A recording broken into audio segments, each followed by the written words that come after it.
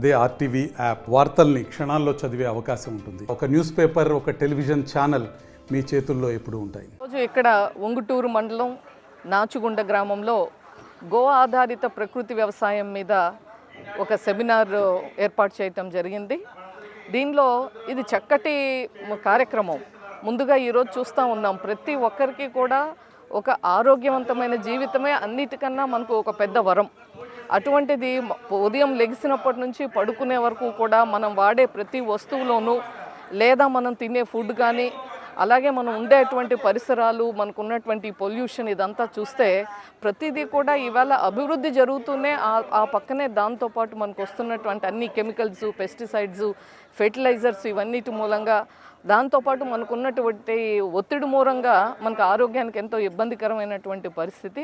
ఇటువంటి పరిస్థితుల్లో ముఖ్యంగా ఈ మధ్యకాలంలో మనం యూరియా గురించి కూడా ఎక్కువగా కథనాలు వస్తూ ఉన్నాయి, వింటూ ఉన్నాం. సో రాబోయే కాలంలో యూరియా కానీ ఇటువంటివి ఏమీ లేకుండా ప్రకృతి ప్రసాదించినటువంటి మనందరం కూడా గోవుని పూజించే సంస్కృతి ఉన్నటువంటి మన దేశంలో గో ఆధారిత మనకు ఫెర్టిలైజర్ అంటే ఏదైతే ఇక్కడ అన్నీ కూడా వాళ్ళ యొక్క ఉత్పత్తులు ఉన్నాయి, వాటి ద్వారా మనం వ్యవసాయం చేసినట్లయితే ఎటువంటి ఫెర్టిలైజర్ కానీ ఏమీ స్ప్రే చేయకుండా మనకు దిగుబడి పెరగటమే కాదు, ఒక ఆర్గానిక్ ఫార్మింగ్ చెప్పటం కాదు, ఇక్కడ చేతల్లో చూపిస్తూ ఉన్నారు. ఇక్కడ ఉన్నటువంటి ఈ క్షేత్రంలో కూడా దాదాపు 22 ఎకరాల్లో మరి అన్నీ పండేటువంటి పంటలు కానీ మన అన్నీ కూడా కొన్ని ఫ్రూట్స్, ఆ చెట్లు కూడా ఇక్కడ అన్నీ వేశారు. అన్నీ కూడా ఇవాళ ఇది గో ఆధారిత వాటి ద్వారానే చేస్తున్నటువంటిది. అలాగే ఇక్కడ అనేక రకాల ఉత్పత్తులు ఉన్నాయి. ఇవన్నీ కూడా మనకు ప్రకృతిలో ఒకటి, మనము ప్రకృతిని కాపాడుకోవాలి. మనల్ని ప్రకృతి ఎప్పుడు చల్లగా చూస్తుంది, ఆరోగ్యవంతంగా చూస్తుంది.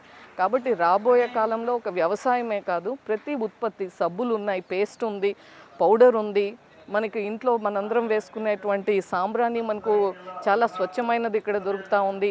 అలాగే డీకంజెస్టెంట్, మనం కోల్డ్ అయ్యి వస్తే వెంటనే ట్యాబ్లెట్లు వేసుకుంటాం, లేదా నేజో క్లియర్ అనే ఏవో మందులు వాడతాం, డ్రాప్స్ వాడతాం. ఇక్కడ అన్నీ అటువంటి సహజ సిద్ధమైనటువంటి ఉత్పత్తులు ఇక్కడ పెట్టారు, తయారు చేస్తున్నారు, అందరికి అందుబాటులో ఉన్నాయి.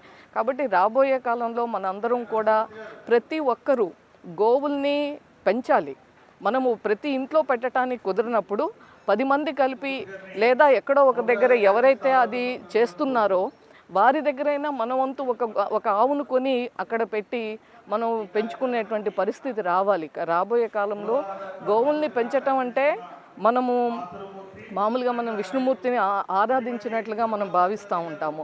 అదే కాదు, గో సంపదని పెంచాలి, ప్రకృతిని కాపాడుకోవాలి, వ్యవసాయం ఆర్గానిక్గా చేసుకోవాలి, ఆ ఉత్పత్తులన్నిటినీ కూడా మనం వాడాలి.